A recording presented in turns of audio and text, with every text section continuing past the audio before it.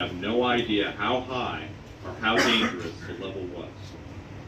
A high-level alarm activated and sounded in the control room and the tower overfilled, but a second redundant alarm failed to activate. By 3:30 a.m., the feed was stopped, and the level indicator showed that the liquid had filled the bottom 10 feet of the tower.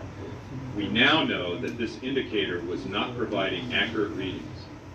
Calculate that the tower was actually filled above the range of the indicator to a height of about 13 feet.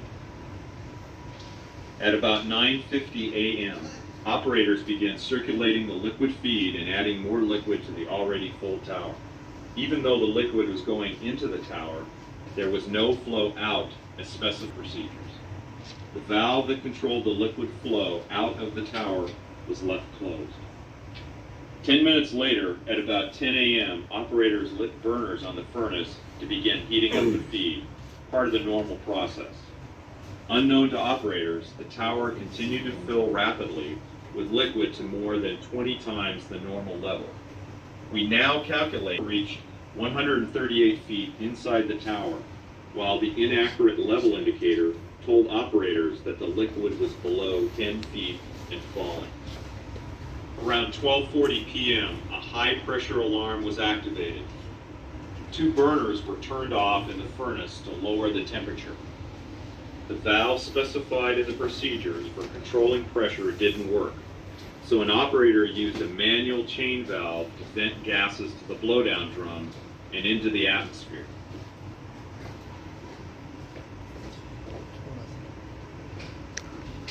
At about 1 p.m., operators opened the valve to send liquid from the bottom of the tower to storage tanks.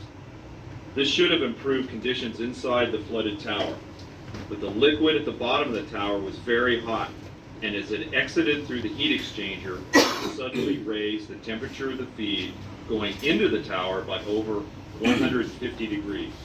By 1:05 p.m., the liquid entering the tower was beginning to boil and expand, causing the level inside the tower to increase further. At 1:10 p.m., the tower began overflowing liquid into the piping off the top of the tower. Liquid built up in this vertical piping and exerted great pressure on the emergency relief valves 150 feet below. At 1:14 p.m., the 3 emergency valves opened and liquid began flooding the blowdown drum at the other end of the isomerization unit. Some liquid overflowed from the blowdown drum into a process sewer, but the high-level alarm on the blowdown drum didn't go off. The drum filled completely, and bystanders saw a geyser-like eruption from the top of the blowdown stack. The eruption lasted about 1 minute. Liquid fell to the ground, creating a large flammable vapor cloud. This model predicts how far the vapor cloud expanded across the area just 1 minute after the release began from the stack. At 1:20 p.m., the cloud ignited, causing a series of explosions. The CSB believes the vapor cloud was most likely ignited by a diesel pickup truck parked about 25 feet from the blowdown drum.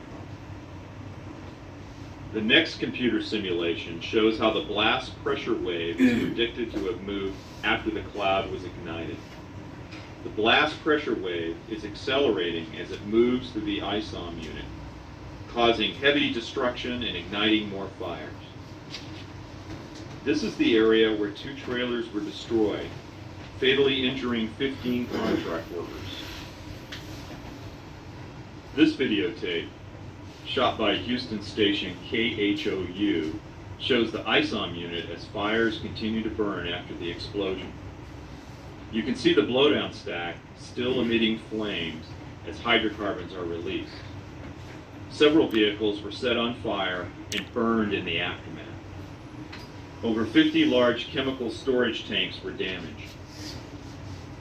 Firefighters struggled to rescue the injured and locate the missing. The Chemical Safety Board's investigation to determine the root causes of the tragedy began the following day.